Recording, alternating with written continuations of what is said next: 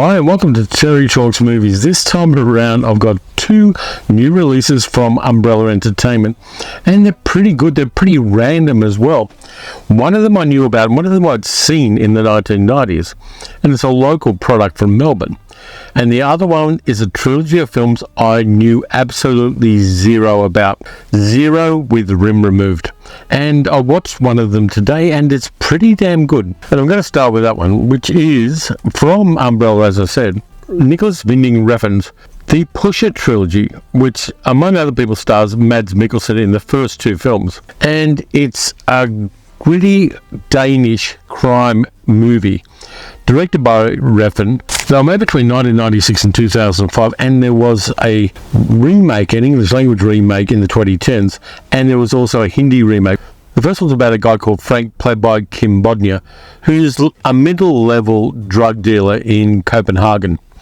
And he, with his sidekick Tony, played by Mads Mikkelsen in Mads Mikkelsen's first theatrical role, they're wandering around, they're selling drugs, they're dealing drugs. It was also Nicholas Winding Refn's first feature film. Frank has a girlfriend called Vic, played by Laura Drosbach, and she is a sex worker. She loves him and she wants the relationship to be much more than he wants it to be. She has a dog and the dog gets sick, and she's the chance that Frank has of escaping his fate, in a sense. So Frank and Tony are doing drug deals around Copenhagen. They're tough guys. They're not wusses at all because, of course, they're drug dealers. But one of Frank's former cellmates, a Swedish guy, comes to him with an idea for a very big drug deal. One that's way beyond the stuff that Frank usually does. And Frank agrees to it. He goes to Milo, his supplier, the drug overlord of Copenhagen, with the deal. Both Frank and Milo know this is a dangerous thing. If something goes wrong, Frank is in real trouble.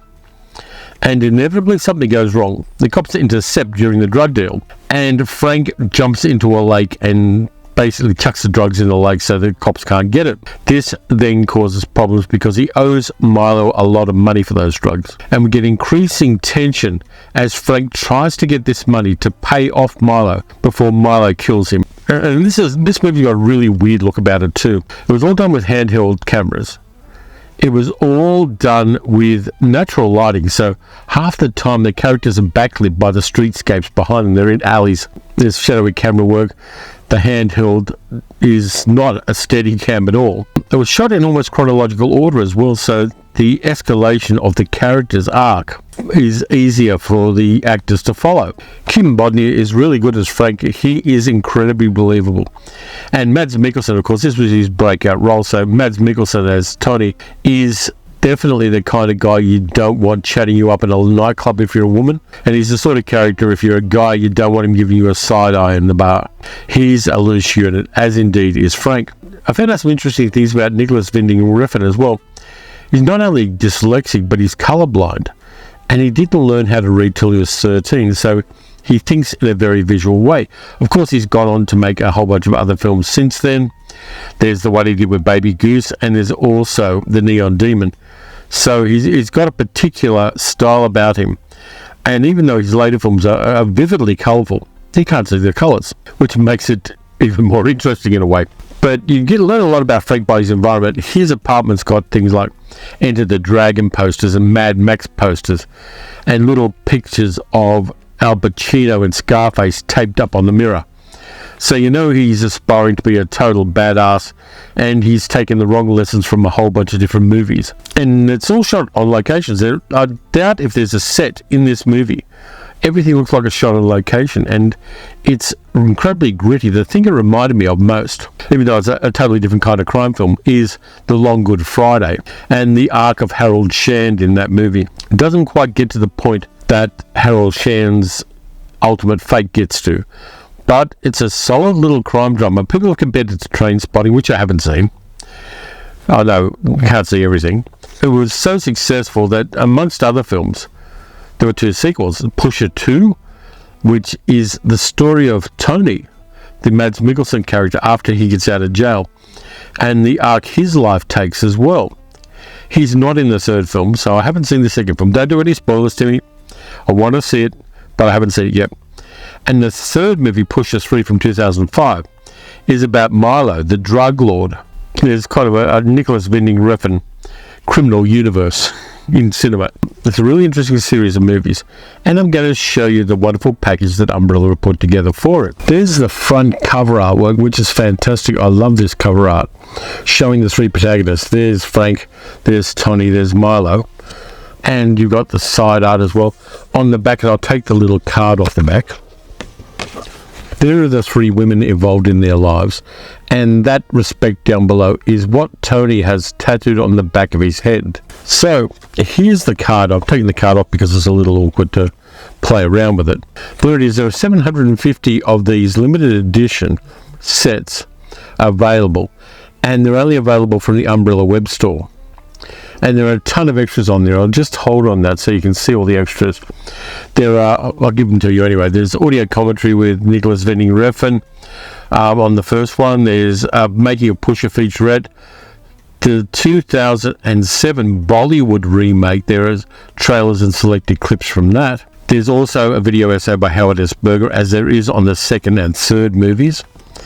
In the second movie, Pusher 2, you've got new audio commentary with Nicholas Winding Refn and film critic Jonathan Romney, which you also have on the third one. Street casting featurette, a trailer, and the video essay from Howard S. Berger. On the third one, you've got an audio commentary with the director and film critic Jonathan Romney, a street casting featurette, Cooking with Milo featurette, which is kind of interesting, and the video essay and a trailer. So tons of stuff there. And there's your card. I'll show you each individual cover, and then I'll go into the other extras you get on this, and you always get other extras. Now, these are reversible covers to get rid of the Australian censorship rating that's on each of the covers mandatorily by law. There's your first one. There's the back. And inside, as I said, reversible cover, so you can take that one and get rid of the censorship rubbish that's on there. And I've got two posters. Now, these are pretty wonderful. There's that one, which is the first of the two posters. And at the start of Pusher, there's this interesting thing where they introduce the main characters in kind of deep shadow, a little bit like that, and tell us who each of the characters are. And there's the reverse side of that as well. And this one was in with the first video as well, so I think it does relate to it. Actually, it's Pusher 3 artwork, which is kind of cool. There's your Pusher 3 artwork. And on the back, you've got that with the back of Tony's head on it, with respect showing up there. Here's your second one with Tony on the front. Same style of artwork there. There's the back of it. And inside, as I said, you've got the reversible artwork to get rid of the censorship thing on the front cover. Love the design of these too, by the way. There it is on the back. And again, you have the reversible cover, which I haven't reversed yet. And you also get art cards, which is kind of cool. There's an art card for the whole trilogy. A Japanese art card for the trilogy, which has a very different style to it, but I like it a lot. A different art card with the different title in some markets. Here's a Pusher artwork from Japan, which I love. That style really grabs me. I love that one. There's this one, which has got very much a kind of lock, stock and two smoking barrels style to it. Two more. There's a Pusher Trilogy artwork. That one's pretty cool as well, with all of the main players there. And that's it. But there's more. You also get a booklet, which is kind of nice, with Mads Mikkelsen in his cool sunglasses on the front. And this one includes an essay by Alison Taylor and Jason Jacobs called Real Human Beings, Realism, Pressure and Time in the Pusher Trilogy, which is quite a substantial essay. I'm just checking in case there's a bit of nudity in there, but I don't believe there is. So we've got a ton more information on it, which is something Umbrella always does. Yeah, I'm not going to show that one because there's someone hanging upside down nude. There's Sight and Sound 1997, an essay there as well. An interview with Nicholas Winding Refn. And there are a whole bunch of different alternative art in the booklet as well. So that's an incredibly cool box set of a crime trilogy about which I didn't know anything. And having watched the first movie, I'm going to watch the next two as well.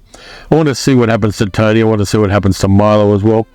And that world that they create, which is kind of grounded. And Refn's been very quiet about how he got all the information for these movies and for the world of these movies. And he's been a little bit shush about that because he may well have spoken to some people who are not the nicest people in Copenhagen. So that's the first one. Very cool box set. It's going to look good on the shelves. It's an expansion past a lot of the usual stuff, and I'm just trying to get this card right on the back. Past the usual stuff that Umbrella do, trying to find different things that people don't know about and just cluing them into it. And I love that. So we go from Denmark to Australia with Hercules Returns. There is the box for Hercules Returns. An interesting little Australian movie which was made by a team, Des Mangan and Sally Patience, who did some interesting things in 80s and 90s Australian cinema. In that they did a thing like Mystery Science Theatre 3000 live in cinemas.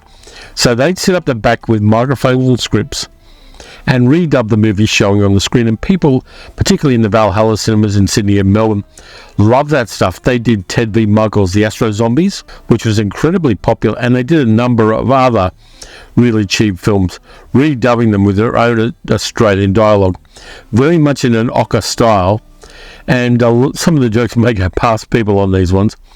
But Umbrella has finally put out a wonderful box set of it, and there's your back with all the extras.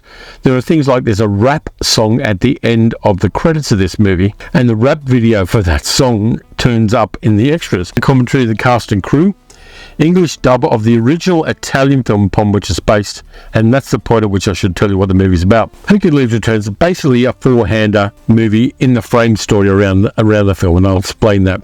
David Argue plays a guy who quits his job working for the biggest corporate cinema ownership company in Australia, which is run by a guy called Kent, played by Michael Carman, who's a lot of fun in this movie. So David Argue's character decides he's going to open up a closed down old cinema. He wants to show movies that the enormous corporates like Kent's company aren't showing. He knows a lot about films. We see that in the scene at the start where he corrects a guy who thinks that Kirk Douglas was in The Birdman from Alcatraz. So he gets his friend Sprocket, who is a projectionist, played by Bruce Spence, a tall, gawky guy that was in a couple of the Mad Max movies. Fantastic Australian character actor who'd been working in Australian cinema since the early Ozploitation days in the early 1970s. And Sprocket is loose unit. He is a mad bastard. And they also get another person to work with him, played by Mary Custis, who is an actress who did a lot of comedy television in Australia. And her character is really tough. Anybody gives her character any crap, she will deck them. She will lay them out horizontally. So they get a cinema. The exteriors are done at the Palais Cinema in St Kilda, right next to Luna Park, and the interiors are done at the Astor, the only single-screen old-school cinema left in Melbourne. And so they clean up the cinema. They decide they're going to show the first movie that was shown at this rat shit old cinema that they've got, which turns out to be an Italian peplum movie, a sword and sandal epic from 1964. And so they get the movie in there and find that Kent has done them wrong and got the distribution company to send them an Italian print of it, so it's not in English. All the premier audience they've got there speak only English. So they come up with this mad scheme to dub it all live while the movie's going on. They do all the special effects themselves, they do all the characters themselves, and they show the movie to an audience. Now, the dubbing they do is not done by the actors. It's not done by David Argue, Mary Custis, and Bruce Spence. It's actually done by Des Mangan and Sally Patience and a couple of other their friends, and one other actor I'll talk about in a moment. So they basically recreated their Hercules Returns live thing that they did in cinemas. The other actor they have doing the voice in their dubbed version of this movie is Frank Thring, the great Australian character actor, who was the guy who started the chariot race in Ben-Hur, amongst other things. The wonderful Frank Thring's last role was him doing the voice of Zeus in their dubbed version of this mad old peplum movie. I hope I've explained that adequately because it's a complex concept. And so most of the movie is the Italian movie, the old sword and sandal epic with all of the muscly guys and the beautiful women and the really dodgy fight scenes and the ancient Roman sets that have been built at Cinecittà and used for a dozen peplum movies before them. It's a lot of fun, and it's a mad little film. And the one thing it has above all else is a love of cinema. Inside the box that we've got another slipcover with some fantastic cover art there. I really love the artwork they've done, particularly for this release. And inside you get the original artwork from the cinema release. And you get all the details on the back. This one says it's Region B, and I'm inclined to believe them. If it's not, let me know. Inside, we get a poster, because you always get a poster in these things. There's a poster with the actors down the bottom of it. And there is a horizontal version of it showing some of the original actors in that old 1964 peplum movie. But of course there's more. There are the art cards showing our three protagonists. It's really great. David Argue and Bruce Spence particularly make a nice double. There's Bruce Spence's character Sprocket going a bit over the top. There's a scene from the original movie, which I will tell you the name of in a moment. There's the Palais Theatre in St Kilda on the opening night of their movie release. There's Mary Custis decking David Argue. There's Bruce Spence. And there's Mary Custis decking Michael Carmen playing Kent. And by the way, all this movie artwork is by Matt Pott. He does a fantastic job of that. And these caricatures of the three main characters on the back are beautifully done as well. So all credit to Matt Pott for those. And we've got a booklet, which gives you a lot of information about this movie. There's an essay by Sean Welsh in there as well about the creation of Hercules Returns, which has a lot of cool stuff in it. There's cameos by Ivan Hutchison and Margaret Pomerantz, who were movie reviewers of the day, who turn up at the premiere of the film, which is kind of cool. There's the original Double Take versus Hercules, the live version of it that they did in cinemas. There's a script of the bits that the actors actually performed before the peplum movie starts. So you've got a full script there explaining it all. So if you don't understand some of the Australian vernacular in that, you've got a script in there as well, which is kind of cool. And there is a bunch of other artwork in there as well. Now, I watched Hercules Returns yesterday, not for the first time, because I did see it on VHS when the world was young and dinosaurs ruled the earth. And it's a lot of fun. Now, I did say I was going to tell you what the original movie was called. It was called Hercule Sanson Machiste et Ursus Gli Invincibili. So I told you I'd really butcher that. And if I go into the link on that, in English it was called Samson and His Mighty Challenge, because people who thought up the English titles for Italian movies had no imagination at all.